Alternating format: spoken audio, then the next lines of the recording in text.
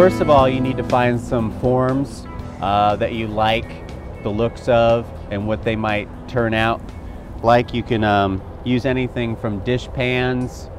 You can go to a hardware store and get an oil pan, boxes, anything that you might find around the house or in the garage, in the basement that you're not using, often will use or will work out nicely for a form.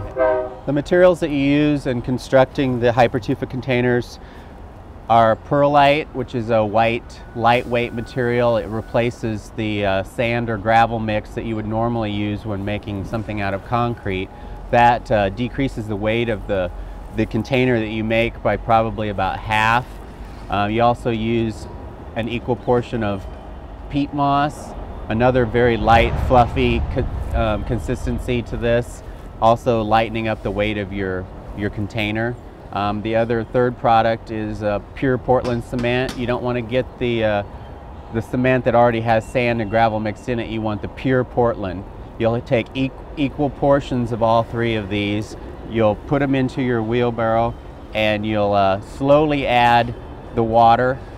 It's usually just slightly less than the amount of the container that you use for your portioning of your other three ingredients. You want to make sure that you don't add too much water, because then your mixture is going to get way too watered down. You want to be able to take your product that you've made and be able to form a ball out of it.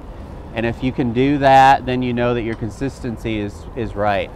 You take this consistency and you pack it into your form. You want to get your base of your container about 2 inches thick, especially on a larger container like this.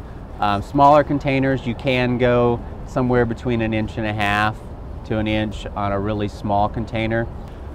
When you plant them up, you want something that drains well, because most of the plants that you plant into these are of the succulent type nature. In other words, they don't like a lot of moisture. So if we get lots of rains, or if you tend to overwater your plants with this nice draining soil, you often want to add some gravel sand to your potting mix. Make sure it's a good quality potting mix that has some perlite and other ingredients in it that will allow it to drain well. The Tufa pots work well outside. They can be left outside year-round.